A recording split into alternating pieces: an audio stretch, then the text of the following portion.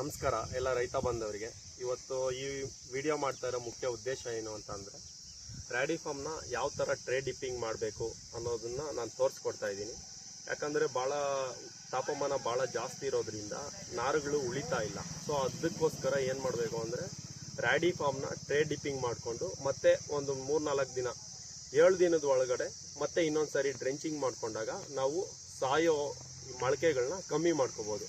So ಇದು ನಾವು ಒಂದು 50 ml 20 ಲೀಟ್ರಿಗೆ ಮಿಕ್ಸ್ ಮಾಡ್ಕೊಂಡ್ಬಿಟ್ಟು ನೀವು ಇದನ್ನು ಟ್ರೇ ಡಿಪ್ ಮಾಡ್ಕೋಬೇಕು.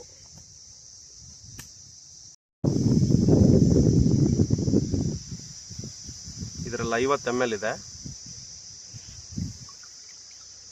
50 ml ಹಾಕ್ಕೊಂಡಿದ್ದೀವಿ 20 ಲೀಟ್ರಿಗೆ.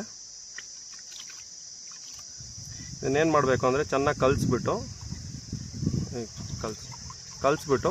ಕ್ಲೀನಾಗಿ ಟ್ರೇಗಳನ್ನೆಲ್ಲ ಅದ್ಬಿಟ್ಟು ಇವಾಗ ಒಂದು ದಿನ ಇಟ್ಬಿಟ್ರೆ ನೆಕ್ಸ್ಟ್ ಡೇ ನಾಟಿ ಮಾಡ್ಕೊಳ್ಳೋಕ್ಕೆ ಚೆನ್ನಾಗಿರುತ್ತೆ. ಅಷ್ಟೊತ್ತಿಗೆ ನಿಮ್ಗೇನಾಗುತ್ತೆ ಅಂದರೆ, ಟ್ರಾನ್ಸ್ಪ್ಲಾಂಟಿಂಗ್ ಶಾಕ್ ಅವಾಯ್ಡ್ ಆಗುತ್ತೆ, ಒಳ್ಳೆ ಬೇರ್ ಬೆಳವಣಿಗೆ ಆಗಿರುತ್ತೆ. ನೋಡಿ, ಈ ಥರ ಅದ್ಬೇಕು. ಟ್ರೇನ ಚೆನ್ನಾಗಿ ನೆನೆಸ್ಬಿಟ್ಟು ನಿಧಾನಕ್ಕೆ ತೆಗೆದಾಗ ನಿಮಗೆ ಗಿಡಕ್ಕೆ ಚೆನ್ನಾಗಿ ಬೇರಿಗೆಲ್ಲ ರ್ಯಾಡಿ ಫಾರ್ಮ್ ಹೋದಾಗ ಏನಾಗುತ್ತೆ, ಒಂದು ಶಾಕ್ ಅನ್ನೋದು ಅವಾಯ್ಡ್ ಆಗುತ್ತೆ, ಬಿಳಿ ಬೇರುಗಳು ಚೆನ್ನಾಗಿ ಡೆವಲಪ್ ಆಗುತ್ತೆ.